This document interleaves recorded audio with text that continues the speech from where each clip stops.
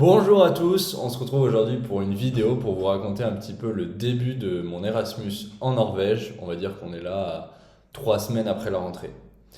Donc je suis parti en Erasmus en Norvège à Bergen, à l'université de Bergen. Et de base j'étudie donc à l'école des mines de Saint-Étienne pour ceux qui sont jamais tombés sur la chaîne. L'idée dans cette vidéo c'est de vous présenter rapidement quels sont les cours, c'est quoi un peu le principe ici en tout cas de l'Erasmus et puis comment un petit peu on organise nos journées. Donc tout d'abord, nous, on est parti fin août. Il faut savoir que normalement la rentrée c'était début août aux alentours du 10 août, sauf qu'avec l'entreprise, comme vous avez vu à la dernière vidéo, on avait des choses de prévues. Donc on est venu seulement le 25 août ici, on est parti le 22 août de France. On a fait 3 jours de voiture. Le premier jour, on est parti de Chamonix à midi. On est allé jusqu'au milieu de l'Allemagne. Le deuxième jour, on a fait Allemagne-Danemark. Et le troisième jour, on a pris un ferry qui fait Danemark-Bergen, en Norvège. On est arrivé donc là. On avait loupé la première semaine de cours ainsi que la semaine d'intégration. Donc on connaissait personne en fait. Mais ici, on est logé dans une résidence étudiante qui est beaucoup plus grande que la MEU à Saint-Étienne. Ici, il y a 3-4 bâtiments et ce bâtiment il fait genre 18 étages. C'est vraiment très très grand et c'est très moderne. Nous, on a une chambre, comme on est venu à deux, on a une chambre pour deux, c'est-à-dire qu'on a une pièce principale dans laquelle je me trouve. Il y a des placards, l'entrée, nos bureaux et la chambre derrière et la chambre qui est juste derrière. On a aussi une salle de bain directement. Par contre, on a une cuisine partagée. La cuisine partagée très bien équipée, il y a tout ce qu'il faut, c'est hyper clean et tout. Et dans la cuisine, il y a aussi un espace canapé avec une télé, de quoi regarder des films et se détendre. Voilà, on est arrivé là, donc on avait loupé nos premiers cours et on a dû un petit peu affiner nos choix de cours en fonction de ce qu'on pouvait continuer, ce qu'on avait le droit de prendre, parce que c'était pas tout à fait clair.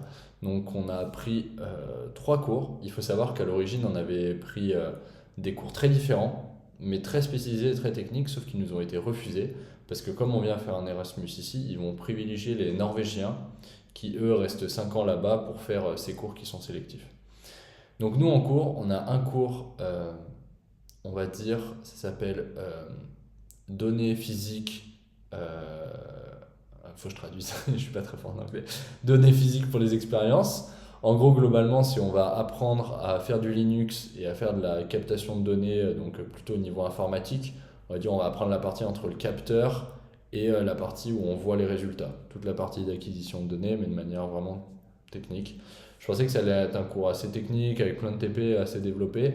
En fait, c'est un peu nul parce que le prof est pas là, le prof de d'habitude, donc il est remplacé par quelqu'un et les cours on fait rien, on apprend absolument rien. Mais on n'a qu'une heure et demie de cours par semaine de ce cours qui est le lundi.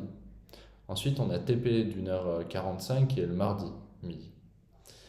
Et ensuite, on a un autre cours qui est un séminaire sur des sujets sur la durabilité de la Terre. Donc chaque année, il y a un sujet. Cette année, c'est ce qu'on appelle les tipping points. Non, tipping points.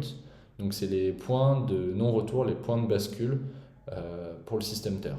Donc ça considère par exemple le réchauffement climatique, je ne sais pas, les glaciers qui vont fondre, et bah, à partir d'un certain seuil, comme les glaciers vont avoir trop fondu, il n'y aura plus assez d'albédo et il n'y aura plus assez de glace, donc en fait ils vont finir par fondre jusqu'au bout au lieu de se restaurer.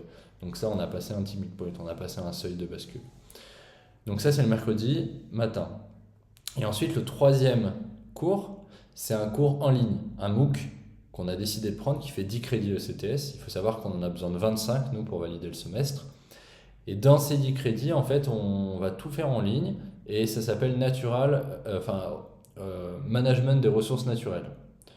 Donc, globalement, c'est des petits exos, c'est des petits maths, on va dire, appliqués, des petites simulations de modèles pour comprendre un petit peu comment les ressources naturelles se régénèrent, euh, ce qu'on doit en faire. Donc, on va dire qu'à part le séminaire sur voilà, ce que je vous disais, la Terre, etc., où il faut être présent, il faut être vraiment attentif, les deux autres cours sont pas passionnants. Quoique management des ressources naturelles, le MOOC, j'en ai pas fait beaucoup.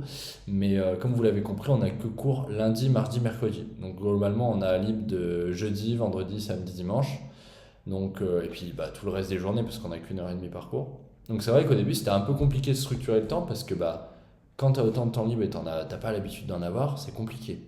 En plus, ici, t'as pas spécialement d'amis, t'as pas ta famille à aller voir, t'as pas de trucs de prévu. Euh, tu es dans une ville toute nouvelle. Et donc en fait, le fait d'avoir vraiment énormément de temps libre, alors ça dépend des gens, il y a des gens qui vont être très sociaux, qui vont se faire tout de suite plein de potes dans le centre et qui vont sortir tous les jours. Moi, c'est pas mon cas. Et puis en plus, bah, la vie coûte cher ici, etc. Et puis j'ai d'autres objectifs. Et donc c'est vrai que en fait, cet Erasmus, avec tout le temps libre qu'il nous donne, c'est un peu comme une mini-césure dans le sens où il permet un peu de réfléchir. On fait un voyage et on va réfléchir sur nous-mêmes. On va pas forcément apprendre des trucs de ouf et tout, mais on va rencontrer des gens, on va parler un peu anglais, puis on va surtout réfléchir sur nous-mêmes, qu'est-ce qu'on veut faire, pourquoi on est là, etc. et tout. Donc nous, on a décidé de structurer notre temps en faisant beaucoup de sport pour s'entraîner pour nos prochains objectifs. Donc globalement, on a 2 séances de sport tous les jours, entre, on va dire, natation, escalade, course à pied, et puis après d'autres sports, on va dire, annexes comme renforcement, étirement, manipulation d'escalade et d'alpinisme. Donc en gros, on utilise notre temps libre, une session le matin, une session l'après-midi de sport, entre les deux, il y a les cours, et sinon, on bosse sur notre entreprise.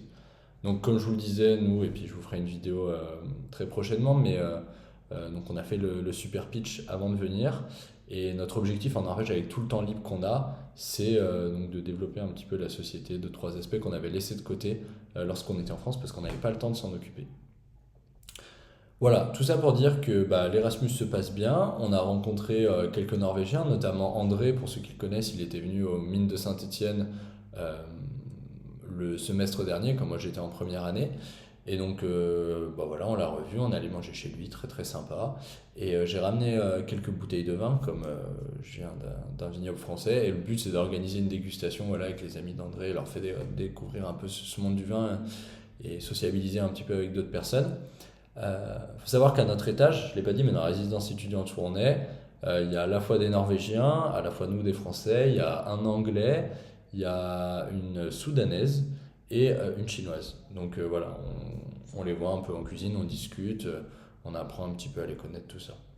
À côté de ça, nous on essaye de sortir à Bergen parce qu'il y a quand même plein de choses à voir.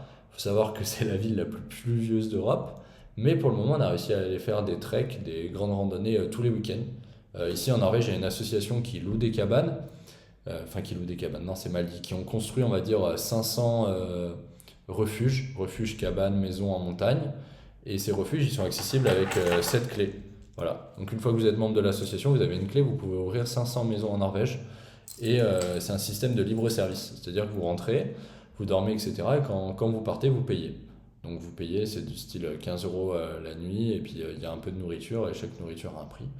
Et ça se base totalement sur la confiance. Mais ça permet d'avoir voilà, un endroit à la place de la tente pour se protéger de la pluie ou dormir. Aussi, il y a une super association là-bas à Bergen qui s'appelle BSI Freeluft. En gros, c'est l'association d'activités plein air. Ils organisent bah, des treks, du ski quand il y a de la neige, des sessions d'escalade, des marches sur glacier, du VTT, plein de choses chaque week-end. Et là, ce week-end, nous, on va aller à Camp and Climb. Donc, c'est 2 jours à côté de Bergen où en gros on va dormir à la belle étoile ou sous la tente, on va faire un feu de camp et on sera à côté d'un rocher pendant 2 jours pour faire de l'escalade donc sur rocher, donc ça va être super. Voilà, je ne sais pas si j'ai oublié d'aborder certains points, mais globalement, ah oui, donc quand est-ce que ça se termine? Normalement le semestre il dure du 7 août au 20 décembre, sauf que nous nos cours qu'on a pris, donc vous avez compris on les a pris pour l'emploi du temps comme on n'avait pas eu les cours qu'on voulait à l'origine. Et ces cours-là, en fait, devaient se terminer fin novembre, début décembre, voire mi-décembre. Et en fait, on se rend compte qu'ils vont se finir mi-novembre. Et que le seul examen qu'on a, c'est style le 20 décembre, mais c'est en visio, c'est le fameux MOOC. Donc en fait, à partir de mi-novembre, on va avoir terminé. Donc l'idée, c'est, si on n'en a pas marre, c'est de faire un petit road trip dans l'Europe centrale pour visiter un peu toutes les capitales, type Autriche, type Tchéquie, type Croatie, et puis remonter en fait par Venise, l'Italie, et puis voilà, rentrer en France comme ça, sur un petit road trip de 15 jours, quoi. Ce serait vraiment sympa pour découvrir un peu tous ces pays, parce que moi j'étais globalement jamais sorti de la France avant de venir en Norvège, donc ça fait plaisir un petit peu de bouger. Et puis voilà quoi. Après, on reprend les cours seulement en février, enfin fin janvier, début février à Saint-Étienne. Donc ça va laisser 2 bons gros mois où on va pouvoir aller faire plein d'autres choses et se concentrer sur d'autres projets. Voilà. J'espère que ça vous aura donné un petit peu des nouvelles. N'hésitez pas à me dire ce que vous avez intégré si vous venez d'intégrer, de me poser vos questions si vous en avez. Et puis sur ce, à la prochaine.